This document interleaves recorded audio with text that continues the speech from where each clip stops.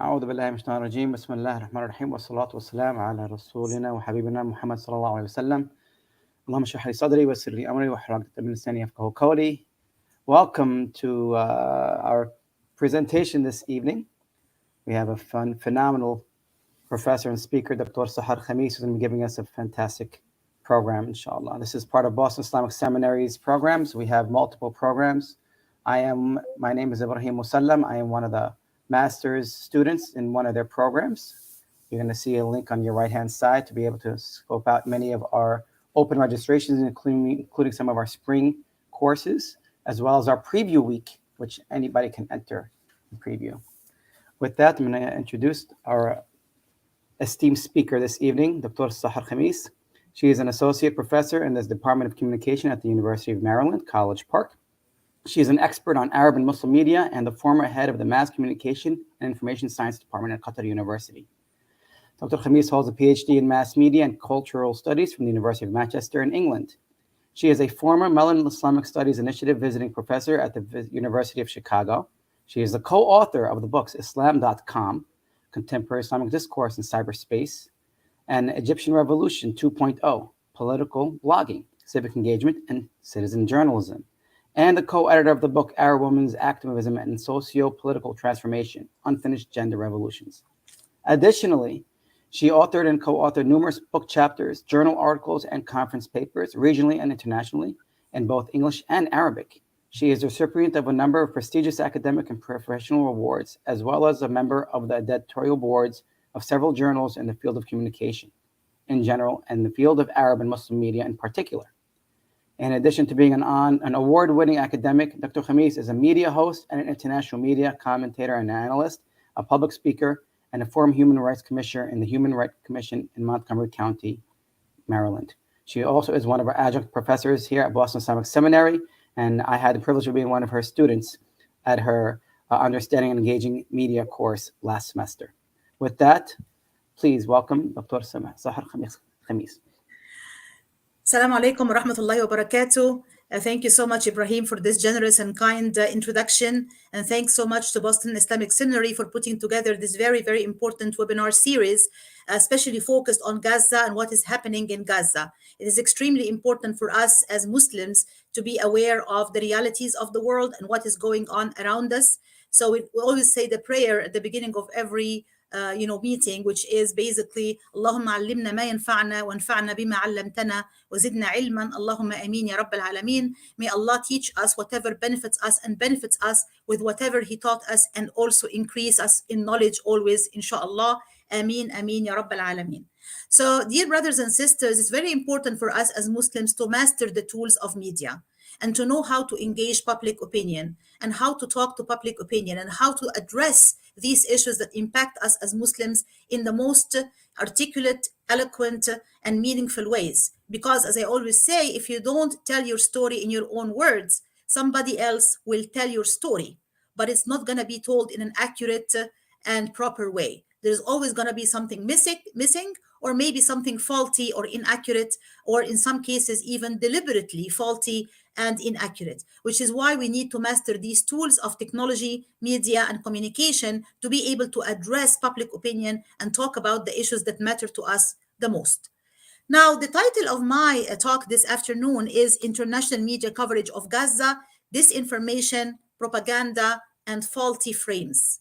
And it is no secret that over the last few months, international public opinion has been focused on the ongoing crisis in Gaza that has been actually a disaster in terms of the human toll. Of course, I did my homework before starting the webinar. So the number now is over 27,000 people killed, over 27,500 people killed, and over 67,000 injured.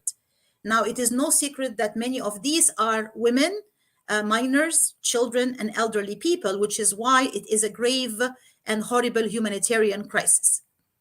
In parallel, and this is the topic of my presentation and talk this afternoon, in parallel, there is actually another tragedy which is unfolding right in front of our eyes, which is basically how this particular crisis is being covered and written about and reported and framed in international and Western media outlets. And that's going to be my focus this afternoon, to talk about some of the gaps, as well as some of the inaccuracies and some of the problems and some of the challenges with this type of coverage, and why and how this has been the case. I preferred not to really bother you with a PowerPoint presentation, because a lot of the facts are known to us. We just need to understand them and interpret them better.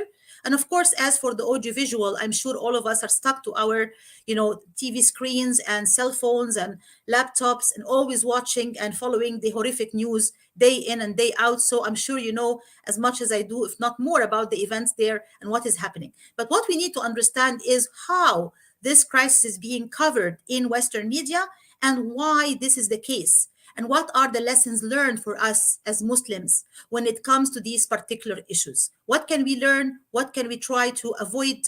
And what can we do better in the future in terms of engaging the media? So, with that said, let's start with definitions. We cannot talk about a phenomena without first giving a proper definition. So, if we start with the first part of my presentation, which is disinformation, it is very important to define this particular concept, and to also understand how it is different from another term, which is usually somehow conflated with it, which is misinformation. These two terms may be somehow related, but they're definitely not identical. They're not the same.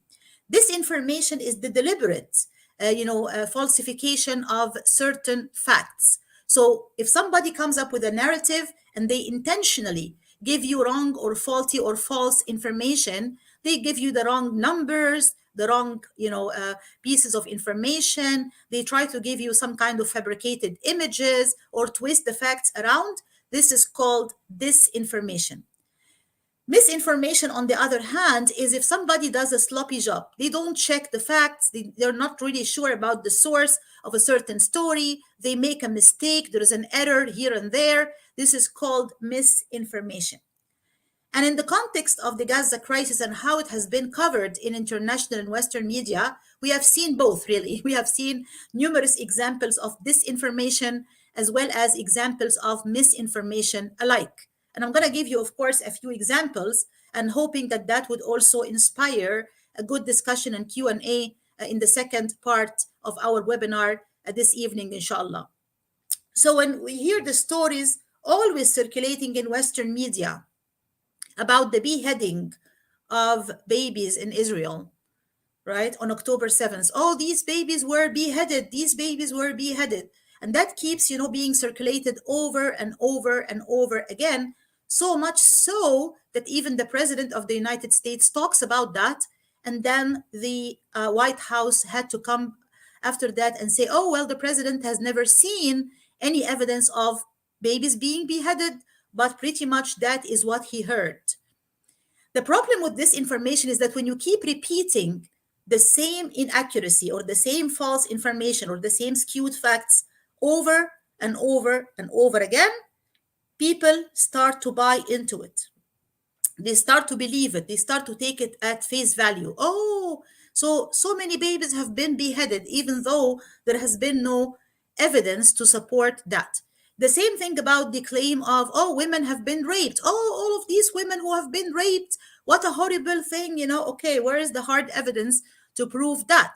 I've read some stories saying, that there has been no evidence that was really submitted to actually support this kind of claim, yet it is being repeated over and over again. And the list can go on and on and on, right? So these are all examples of disinformation, which, when repeated over and over again, the danger is people start to believe it, they start to buy into it, and they start to take it for granted at face value. That is the danger, right? And when it reaches the highest office in the United States, the president of the US, and he starts to actually talk about it as if it's a fact, that tells you how dangerous this phenomena could be.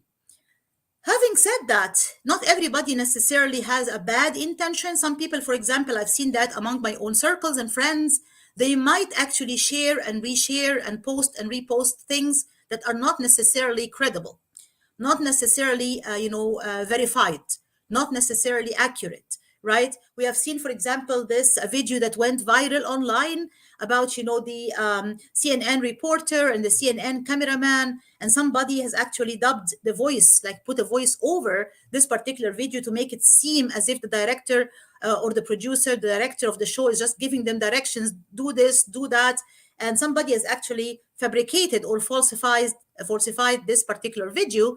But then some people started to share it and post it and tweet it and retweet it on social media, or share it among their own circles, taking it at face value and just saying, oh, look at that, this is horrible, these CNN reporters are doing this and that. We may not be happy, and rightly so, with the way, for example, CNN has been handling the Gaza crisis, not to mention other outlets like Fox News, which even went into greater depth in terms of even Islamophobic content and Islamophobic messages. However, that does not mean that you just share and post and repost and retweet something that you receive without carefully checking the source of the story and making sure it is actually accurate. Because if you do that, somebody is going to say, oh, look at these Muslims, they are talking about, the Israeli side spreading certain disinformation. Oh, but look at them. They've also been talking about this video, which turned out not to be true. Here's the thing. When you have a strong case, always supported by facts, facts always speak louder, right? So when you have a strong case, like the case we're talking about, more than 27,000 people killed, most of whom are women, children, elderly people, and so on, and more than 67,000 people wounded, you don't really need to share or post or repost or retweet any story that may be fishy, inaccurate, and not documented, even if something seems to be not so realistic, right? Does not look right, does not look like it's authentic. Please try to err on the side of caution. As they say, better safe than sorry. Don't try to spread it, because then you might be contributing to the problem rather than helping find a solution. And that is a very serious thing. So it's very important for us to enlighten ourselves about what is happening out there, what the other side is doing, but also sometimes what could be done on our side accidentally, maybe with good intentions, maybe we are well meaning, but we still don't want to be contributing to any of that. Other examples, of course, of disinformation also that went viral from the other side has been the story of this woman who tried to pose like a nurse. And she said, oh, look, there is a Hamas base under this hospital. This hospital is being used as, a Hamas stronghold. And of course, turned out that this whole video was fabricated. This woman was not a nurse, and she was not actually under a Palestinian hospital, and there was no Hamas base that was proven to be found under the hospital. The whole thing was completely fabricated, and this woman seemed to be an Israeli woman. She's not an Arab woman. She's not a Palestinian woman. She's not a Muslim woman. The whole thing was completely made up. Also, you remember the story of the guys who were like under the hospital, the Israeli soldiers, and they're pointing to a calendar that is hanging on the wall and saying, oh, these are the names of Hamas fighters.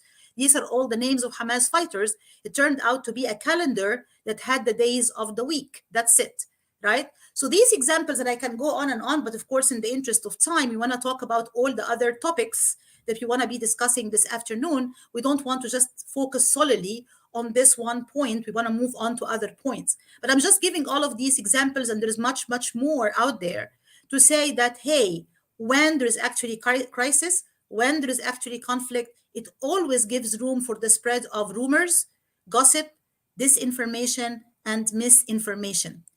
All right, so that's a problem.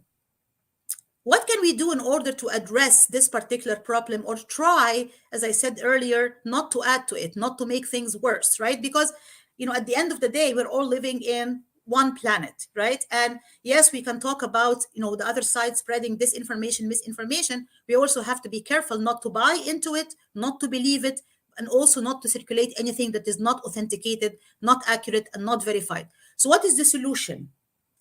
The solution is media literacy. The concept of media literacy is something that we all need to master. We need to master the skill of trying to understand the difference between accurate and inaccurate information, right? You have the option now of checking different sources. If somebody sends a story about something that seems very off, right? It really does not seem like it's right. Don't just go and tweet it and resend it to your friends and share it on WhatsApp and share it on social media. Go and try to verify the facts and check it from different sources and from different outlets, right? So always verification and checking and rechecking and double checking the facts is a very important part of the phenomena of media literacy. And media literacy, let me just remind you, it's not something that is only for media experts or communication professors like myself. No, it is actually needed for everyone, for educators, for teachers, for mothers, for fathers. Remember now that we have kids as young as 2 years, 3 years old, and they're holding their own tablets and their own devices, and they're watching all sorts of stuff. We need to have a media literacy class, in my own opinion, in every educational stage, as they say, from K to 12 and also higher education. I'm not exaggerating, because we need to protect ourselves and protect our loved ones and our children in a world where social media can carry all sorts of things, some of which could be dangerous, threatening, false, inaccurate, or even harmful. And the best way to do so is to teach the skills of media literacy at every educational stage. So that is the first part about misinformation and disinformation. Another concept which is closely related that I would like to also shed light on is the concept of propaganda. Propaganda has a bad name and a bad reputation, right? Because it has always been some form of manipulation. Whenever somebody spreads propaganda, that means that this person is trying to manipulate public opinion, influence public opinion, and shape people's views and ideas in a way that they believe would be most helpful for their own cause, serving their own agenda, trying to fulfill whatever they need, trying to actually make a certain point. But again, not based on facts, not based on evidence, not based on accurate information. Rather, they can use what we have been talking about earlier, misinformation slash disinformation, as part of their package. They can also add other things to this package, like hate speech, like profiling, like anti-Semitism, like Islamophobia, like racism, like hatred of minorities, of immigrants, of blacks, Latinos.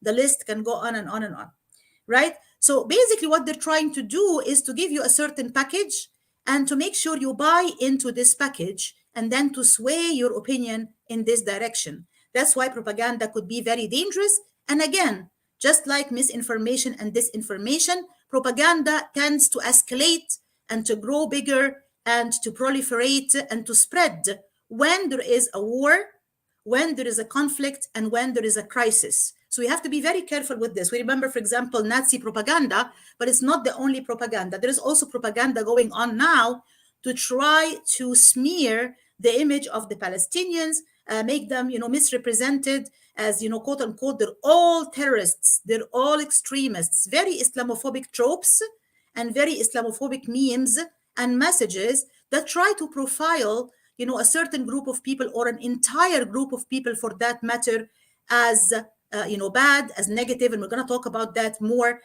in a second. This kind of smearing is part of the propaganda effort, which tries to sway public opinion in a certain direction. Again, that also requires us to be very alert, to be very careful, to keep our eyes wide open, to filter the information we receive, to have media literacy skills, and to compare and contrast the information that we receive from more than one source and not to take it at face value. And of course, you can see many examples of this propaganda campaigns, smear campaigns, Islamophobic campaigns that have been on the rise since the beginning of the October 7th events. And of course, with the escalation of the crisis in Gaza, trying to profile Muslims, oh, they're terrorists, they're extremists, they're all quote unquote Hamas sympathizers. And therefore, it means that they want to destroy every single Jewish person or destroy the state of Israel. And a lot of stuff that is all packaged in one single package, even though it does not necessarily fit together. So much so that even people who are not Muslims, right? People who go out in the large demonstrations and protests that we have been witnessing since the beginning of the Gaza crisis, mashallah, we have seen like hundreds of thousands of people. Here in Washington, D.C., there was one protest that actually had more than 500,000 people, which is unthinkable. Unprecedented support and solidarity with the Palestinian people. But guess what? Not everybody who goes out there and walks and joins these protests and demonstration is necessarily a Muslim. In many cases, they are blacks, they are Latinos, they are, Christians and Jewish people. Let's face it, there have been a lot of Jewish people who have been outspoken about this crisis and said, not in my name. I'm not accepting the idea of something like that happening in my name. And these people have been going out and marching and protesting side by side with their Muslim brothers and sisters. And guess what? They're then smeared with the propaganda, trope of being seen as quote unquote Hamas sympathizers, and therefore quote unquote sympathizers with terrorism, with extremism, with radicalization. So you can see here how this is working and how it's trying to play in terms of shaping people's ideas, views, and attitudes in the most dangerous way. Now, the third part, which is about faulty frames. Let's talk about what is a frame, right? When I talk about a frame is actually how you want me to see something, how you want me to understand something. This is called a frame. In other words, who are the good guys? Who are the bad guys? Who are the victims? And who are the villains? Here again, you're talking about psychological tropes, you're talking about memes, you're talking about certain types of framing and profiling. Just to give you a few examples, if you talk about an Israeli child, right, but you talk about a Palestinian underage person or a minor, you don't use the word child, right? You talk about a Palestinian journalist who dropped dead, but you did not tell me that this journalist was actually shot or was killed, right? So the choice of these words, as I always say, words matter and context matters. Words matter and context matters. This is very, very important to keep in mind and to remember. So who is the good guy? Who is the bad guy? Who is the victim and who is the villain are very important things to keep in mind. If you see a lot of Western media interviews around the crisis, many of them start with the guest being asked, do you condemn Hamas? Do you condemn what happened on October 7th? Right? But you don't see it the other way around. You don't see a guest who is being asked, do you condemn Israel? Do you condemn the attack on Gaza?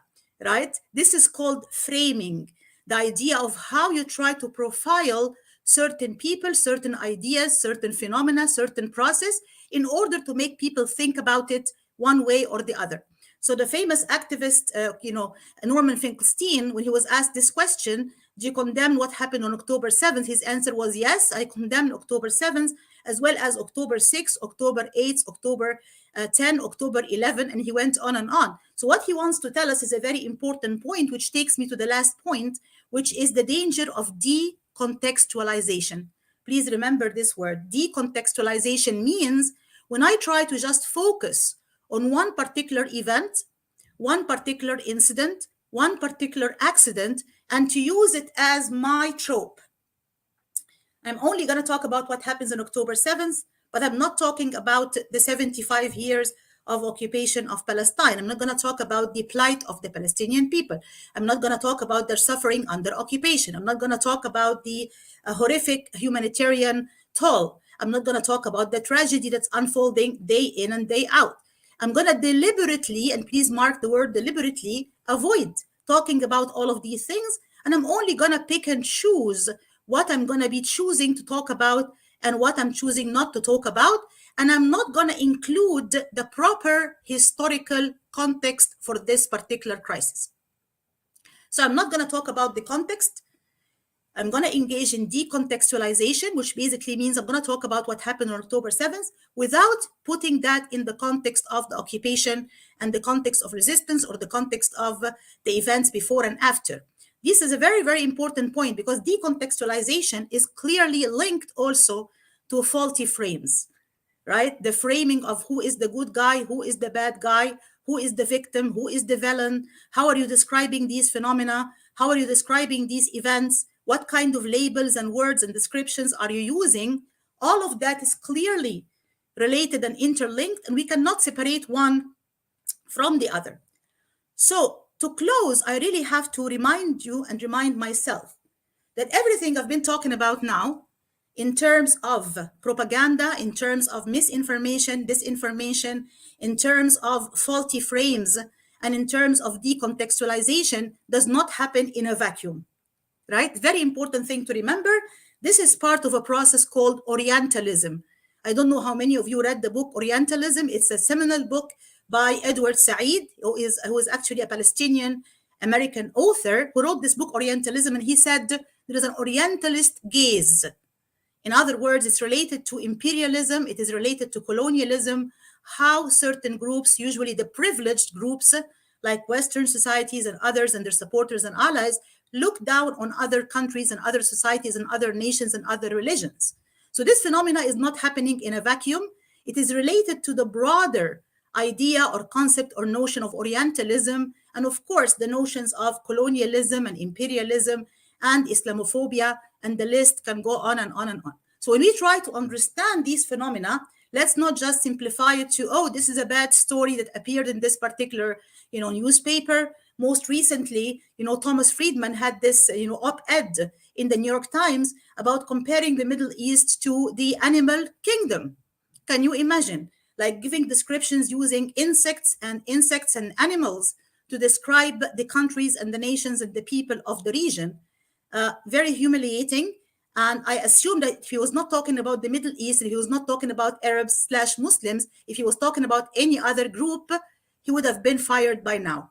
So this is a very, very serious thing. But we need to really educate ourselves as Muslims living in today's world amid all of these challenges, contemporary conflicts and challenges, to remember the value of education and to remember the value of understanding and engaging the media in the most effective way, to remember the value of educating ourselves about media literacy, and to remember how to use social media and all different types of media in the most effective way, and to also avoid falling in the traps that we have been talking about earlier today. And we should also not engage ourselves in any form of hate speech, including anti-Semitism, because we know better than that, right? We are the nation of Prophet Muhammad والسلام, the messenger of peace and respect, and we should talk about other people respectfully, because a lot of the Jews have been allies with the Muslim people. Yes, there are those who are aggressors, and those are the ones that we call out, those are the ones that we criticize.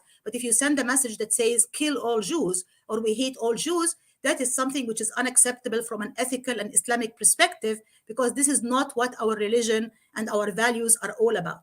So let's remind ourselves all of that, and I hope you found that useful, inshallah. And we'll continue our discussion in the Zoom. Brother Ibrahim, you want to close and also direct people, if you don't mind? Yes, Jazakallah khair, Sister Dr. Sahar Khamis. That was a beautiful presentation. Inshallah, we all took note and gained some knowledge and understanding.